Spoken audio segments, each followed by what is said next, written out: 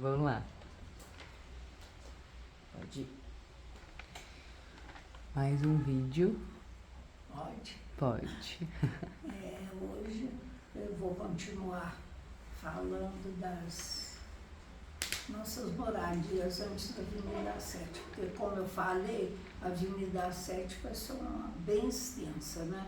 Porque foi uma parte muito grande da nossa vida, antes da gente vir para o Bom Pastor.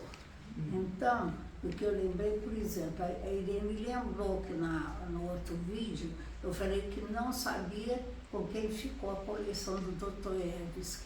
E a Ireninha falou que foi ela, porque ela aos 15 anos ela lia Dostoiévski, os livros do papai. E depois então o papai entregou a coleção para ela, deu para ela. Ele ainda deu para ela em vida, que ela tem a coleção dele em casa, né? Que legal. Dela. E eu também não falei dos vizinhos lá no Espírito Santo, que foram amizades para muitos anos. Logo junto da gente, na casa ao lado, tinha os Lote, da família Lote. Eu me lembro que tinha o Ivan, o Miguel, o Lúcio, a Ieda. E eram todos assim mais ou menos da nossa idade. Então a gente brincava muito e naquela época Espírito Santo, a parte alta, não tinha aquele movimento não, né? Então a gente brincava na rua de pique, disso, daquilo, e a casa era dessas casas grandes, com a varanda ao lado. E eu até hoje adoro ver, porque sabe aquela varanda que tinha os ladrilhos, né? Que dizem que até os ladrilhos, o chão, era ali de uma firma famosa aqui de Juiz de Fora. E aquilo dá assim, quando vê, dá aquela saudade, aquela varanda grande do lado da casa, e aquele ladrilhado. E tinha também na frente um da porão, casa, né? na frente, era do lado da varanda. Geralmente você entrava pela varanda do lado. E a frente ficava na rua mesmo. E a casa, eles tinham um porão. E o porão tinha umas janelinhas que davam para a rua. Aí os meninos, os vizinhos, falavam para a gente, ó, mamãe fazia sempre muito bolo, muita broa, né? Ó, você põe um pedaço de broa ali, porque tem uns fantasmas que moram ali no porão, eles gostam muito de broa. Então cada uma vinha pelo pratinho, um pedacinho do bolo, punha ali na janela que dava para a rua. Os bolos desapareciam, né? Eles falavam que eram os fantasmas que comiam, que eu não esqueço, né? E em frente tinha uma família também, um senhor, também com umas crianças, que eram nossas amigas, nos aniversários lá em casa e tudo. E esse senhor, ele inventou, pelo menos foi o que eu ouvi na época, tinha as bonecas, e dentro das bonecas tinha uma molinha, sabe? Então você virava a boneca e falava, mamãe. Virava, mamãe. E aquilo fez um sucesso, e ele que inventou essa molinha. Então ele ficou muito bem. E mais tarde ele foi até colega do papai lá na Antônio Parreiras, eu não lembro o nome dele, sabe? E são os dois vizinhos que eu mais lembro. Eu saí da Espírito Santo, acho com 10, 11 anos, né? Você era novinha, e eu ainda tenho né? essa lembrança. Outra lembrança que eu acho que eu não sei se eu falei no outro vídeo, da empregada subindo com os dois, com gêmeos, né? Do carrinho, né? Nos Cavidal e já tinha essa eu acho que você falou. Né? Dos gêmeos. Você falou que queria falar dos discos voadores. E aí o papai, eu falei também que o papai era estudioso dos discos voadores, e eu lembro que quando eu estava fazendo ali no Colégio São José, em 1960, que eu fui fazer o terceiro científico, porque eu parei muitos anos sem estudar, voltei querendo acabar o científico, eu fui fazer no Colégio São José, e os diretores lá um dia me chamaram, Maria José, você podia pedir para o seu Monteiro fazer aqui na sua sala uma entrevista sobre os discos voadores. Eu falei, foi engraçado que o papai concordou, né? Papai, não, vou sim, minha filha, pegou lá o catálogo. Ele gostava demais, né? Ele é estudioso e ficou conhecido em Juiz de Fora mesmo. Aí eu fui com o papai. Como é que ele teve contato com isso? Não, como começou, vou te falar. Eu só falo mais da entrevista, eu fiquei logo admirada, porque nós chegamos na porta do colégio, já tinha uns colegas meus esperando a gente, planejando cumprimentar o papai. Foi para a sala, o papai fez um sucesso, porque a rapaziada, você vê, era um rapaz de 18, 19 anos, terceiro científico, e eles adoraram a palestra do papai, ficaram com muitas perguntas, foi uma novidade. Agora, naquela época, o assunto de disco voador estava bem em evidência, em alta. O papai começou a estudar o disco voador, porque um dia ele estava aqui no Bom Pastor, e ele disse que viu um objeto passar, sabe? E descer nesse morro aqui ao lado. Aí ele reuniu uma criançada, vamos lá, vamos ver, porque eu vi um objeto. E foi lá, e ele disse que ele viu mesmo o mato todo abaixou o mato, uma forma redonda grande. Então, ele acreditou que ali desceu mesmo um disco voador. E ele começou a se interessar. Agora, as notícias sobre o disco voador saíram, foi mais ou menos nos anos 50 mesmo, foi quando nós viemos para Bom Pastor. Porque teve um jornalista, que era a revista O Cruzeiro, era famosa naquela época, Davi Nasser. Se não me engano, tem essa entrevista no álbum do papai. Uma reportagem mesmo completa. Esse Davi Nasser, ele estava no porto do Rio de Janeiro, fazendo uma entrevista num navio, uma reportagem num navio lá. E ele viu o disco voador e ele fotografou, os fotógrafos dele fotografaram aquele objeto diferente descendo perto deles. Então foi uma sensação, foi a primeira vez, eu acho que foi o primeiro disco mesmo voador, o primeiro objeto não identificado visto no Brasil, assim, fotografado, né? E o papai então começou a se interessar demais pelo assunto. E buscar, né? Qualquer coisa, e tinha amigos na cidade, qualquer coisa que acontecia, às vezes à noite telefonavam, seu Monteiro, nós vamos lá, porque eles gostavam muito de ir no aeroporto, sabe? Porque diz que ali os discos voadores ficavam alertas por ali, né? De vez em quando o papai recebia os telefonemas mesmo, saía com a turma de noite, ia para o aeroporto e ficava mais quietinho, querendo ver. Um disco voador. E mesmo na varanda lá de casa, da casa aqui do Bom Pastor, tinha uma varanda grande, descoberta em cima da garagem.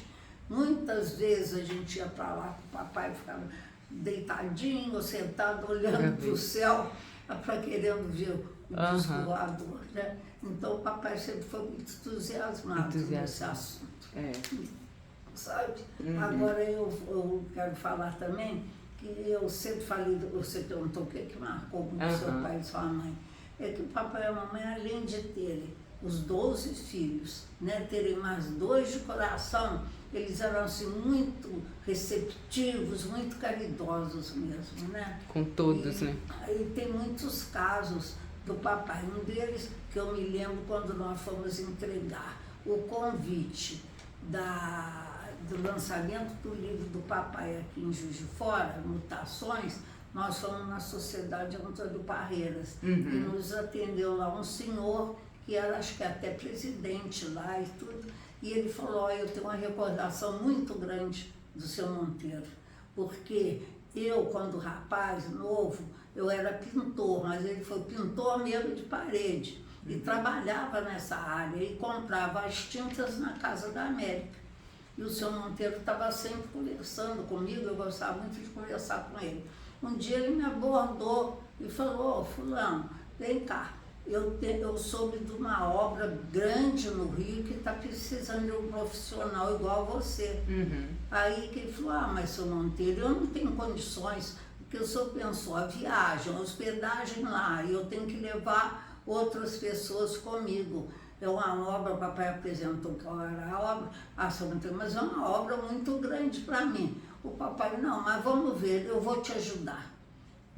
Eu não sei em que o papai ajudou, que ele foi para o Rio, ele fez essa obra, ficou lá um tempo trabalhando com os companheiros, e ele disse que ali a profissão dele até melhorou demais, que ele tomou muito novo. E ele veio ser colega do papai lá na Antônio Parreiras, porque ele também começou a pintar em tela, né? Agora eu não sei o nome dele, mas aquilo já nos aqueceu o coração, né? A alegria dele imagina. de falar do papai assim. Agora, o outro fato que tem muito interessante é que o papai uma vez levou para jantar conosco um senhor. Ele estava de terno, bem vestido, mas o terno mais assim, batidinho, né? Mas o senhor muito prosa, dizendo que era muito amigo dos políticos, que era amicíssimo do Carlos Lacerda, falava o nome daqueles políticos todos e tal, e sentado na mesa com a gente. Depois que ele foi embora, eu falei para o meu irmão Luiz, mas que coisa, esse homem muito importante, né? Tudo que ele fala sobre a política, sobre a amizade dele. Aí o Luiz sorriu e falou, Zezé, ele é figura popular na Rua Alfred. Isso tudo que ele falou, da cabeça dele, ele é prosa. Agora ele fez amizade com o papai, e o papai gosta de ver os casos que ele conta. E ele levou ele em casa e foi apresentado a nós, né? E depois o papai, outro caso que tem e tal, o papai era rotariano, né? E um dia o papai foi a uma missa numa casa aí que cuidavam de crianças, sabe, que os pais eram doentes. E o papai estava lá na missa, os rotarianos, e chamaram uns para serem padrinhos dos meninos. E já estava aquilo designado, fulano e tal, para o papai não tinha. Aí chamaram lá um rotariano pelo nome, e o menino ficou lá na frente esperando. Quando o papai viu que o rotariano não tinha ido lá na cerimônia, o papai levantou, puxou a mamãe, porque foi o casal, se apresentaram e foram padrinhos desse menino. Esse menino aí, o papai todo domingo ia lá, apanhava e se chamava Divino. Papai todo domingo ia apanhava o Divino, vinha almoçar com a gente, passeava de carro, ficava com a gente o dia inteiro, papai devolvia lá para essa casa. Mas depois ele, com 18 anos, acho que ele teve que sair, ele não avisou o papai, o pessoal não. Ele foi trabalhar na roça. Daí uns tempos ele apareceu lá na loja sem um braço, porque ele disse que pôs a mão numa máquina lá na fazenda onde trabalhava e perdeu o braço, coitado, e procurando emprego. Aí até o Alfredo, que na época arrumou para ele, ele foi trabalhar e depois ele casou, vinha aqui no Bom Pastor com a mulher, teve 2, 3 filhos, sabe? Vinha sempre com a mulher aqui no Bom Pastor e ele se aposentou nesse emprego que o Alfredo arrumou, sabe? Manteve um certo contato. Eu tinha até um retrato, eu hoje procurei, depois eu vou ver, tinha um retrato lá na Avenida 7 ainda, porque depois que nós vemos, né? Foi na Avenida 7 que o papai foi nesse evento. Ele tem um retrato do Divino pequeno, sabe, aquele rapaz, né, pequeno assim, numa festa de família nossa, sabe? Sei. E ele ficou assim, sempre muito ligado a nós. Aí tinha mais uns casos, você falou de um da moça que correu debaixo da cama. Eu não sei se eu corri. Esse também vai ser da Avenida 7, mas eu já posso adiantar. Aí é o lado da mamãe, porque eu já contei mais do papai tem mais um. Um dia o papai está na loja, o delegado de polícia telefonou. Ô, seu Monteiro, tem aqui um rapazinho, mas era um menino de 11, 12 anos, e ele foi pego vadiando nas ruas aqui de Juiz de Fora. E ao ser abordado agora, ele está dizendo que ele almoça sempre na casa do seu Monteiro. Aí o papai falou, não pode deixar, solta mesmo, são meninos muito bons, não é só ele não, tem mais uns 2, Todos os dias eles vão lá, mesmo na minha casa, e almoçam mesmo. Sabe, porque ele sempre falava com a mamãe, não esqueça de dar almoço aos meninos. Os meninos batiam a campainha, né?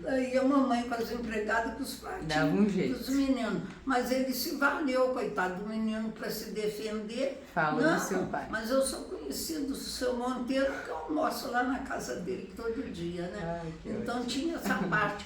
Eu subia no Alfred, eu ouvia, às vezes encostava nele assim, papai conversava, tirava, dava, sabe? Então papai tinha essa parte assim caridosa e boa. Agora eu não pus aí, mas eu lembrei também de um motorista, papai foi aprender a dirigir. Comprou um Ford, depois eu tenho até as histórias do Ford do papai, que nós pusemos o nome de Juca. E esse rapaz que foi ensinar o papai, ele era, chamava polícia de trânsito, né? Guarda de trânsito, porque não tinha ainda esses sinais de trânsito, não, sabe? Ficava aqueles guardas de trânsito nas esquinas, nas ruas principais, e para a pessoa passar, eles tinham que fechar o trânsito. E ele ficava sempre ali na rua, na Avenida Getúlio Vargas com Rua Alfred, e justamente que era o lugar que o papai passava, que o papai subia muito a pé a Rua Alfred até a Casa da América, né? E o papai fez amizade com ele. Aí, desde ontem eu tô assim, como é o nome dele? Agora me veio na mão assim, Altino, mas é uma coisa assim mesmo, sabe? Ele ficava lá no horário dele de guarda, né, de trânsito, e depois ele ia, pegava o papai e entrava lá em casa, conversava com a gente. E a gente, menina, mocinha, a gente andava sempre em turma, era muito difícil subir a Ralph sozinha, né? Então lá vinha a turminha e a gente ficava toda orgulhosa, porque era só ele ver a gente, ele sorria, cumprimentava e ia lá para o meio da avenida e parava os carros para a gente passar, sabe? E eu não esqueço, a gente não esquece também dele, porque foram uns anos. E o papai, quando fez, tem até agora, eu recebi uns papéis aqui, e tem até a carteira de habilitação do papai, eu esqueci de ver o ano. O papai passou logo no primeiro exame, mas depois o papai não dirigia bem, era muito engraçado. Todo mundo falou, seu Monteiro, mas ele pegava o carro e ele andava mesmo e não queria saber, né? Mas graças a Deus só teve um acidente uma vez muito grave, muitos anos depois dele dirigir, eu estava até no carro. A Alcina, minha irmã, foi morar em Carangola, grávida do primeiro filho, e nós fomos, papai, mamãe, eu e Abel. Fomos para apanhar a Alcina para ter o Zé Alexandre aqui em Juiz de Fora. E na vinda, na Rio Bahia, que dizem que até hoje é muito difícil, né? Tem trechos assim muito maltratados ainda. Mas eu lembro que era uma reta bem grande. Veio um caminhão, ia para um lado, ia para o outro. Da maneira que ele ia para o lado, papai ia para o outro, papai ia na frente, ó, pá, bateu um de frente no outro. Nossa. E nós no carro. Mas graças a Deus não houve ferimento nenhum. Né? Mas o papai, passou logo um carro, o senhor falou assim, pode deixar, o médico examinou a Alcina, está tudo bem, nos deu carona até Muriaé. Em Muriaé nós ficamos no hotel esperando o papai com o Abel, que ficaram lá na estrada, o Abel menino, né? Mas ficou o Abel, o papai lá com o carro. Depois, quando estava anoitecendo, a gente da janela do hotel viu o carro chegando na boleia de um caminhão, papai, o papai, o Abel do lado do motorista, né? E o carro ficou lá muito tempo consertando, mas foi a única vez que teve bastante aventura com ele. Hein? Como é que chamava o carro? Juca, né? Era o Juca. Muitas aventuras, a começar as memórias do Juca, depois eu vou relembrar dela. Vamos finalizar então para você falar da Conceição, só para a gente finalizar. Aí vem o lado da mamãe, né? O lado da mamãe que eu lembro, eu pus Conceição, mas o primeiro caso a menina chamava Agemira. Ela passou, bateu e pedindo comida, uma menina, e a mamãe falou com ela, minha filha, mas por que a menina Novinha. É novinha. Uhum. Aí a mamãe falou, minha filha, mas por que você está pedindo comida? Ah, porque a minha mãe, não sei da minha mãe, quem toma conta de mim é minha tia, e falta comida pra gente. A mamãe falou, então você vê lá com a sua tia se você não quer ficar comigo. Eu sei que a menina voltou toda feliz, trouxe a tia não tem dúvida se é para ajudar a senhora. Eu me lembro que ela chamava a Gemira, ficou com a gente muitos anos. Olha. Agora a Conceição já foi para nós na rua Espírito Santo, não sei se tem os Cavidal. Também novinha, sabe, muito esperta, e essa é que eu lembro mais, carregando sempre os gêmeos, né? Uhum. Mas a Conceição foi com a gente para a Avenida 7, era só cozinheira. Ficava o dia inteiro, e naquela época o fogão era aqueles fogões de a lenha, sabe? Não tinha ainda a gás, né? Então a Conceição ficava naquele fogão o dia inteirinho, fazia o café da manhã, daí a pouco já vinha o almoço, tinha o lanche e o jantar. E a gente lembra que ela tinha certeza, tinha que ser tudo duplo, porque a mesa era muito grande, tinha batata frita, 2 travessas de bife, 2 travessas, arroz, aquilo tudo. E vários também horários de almoço, porque chegava do colégio.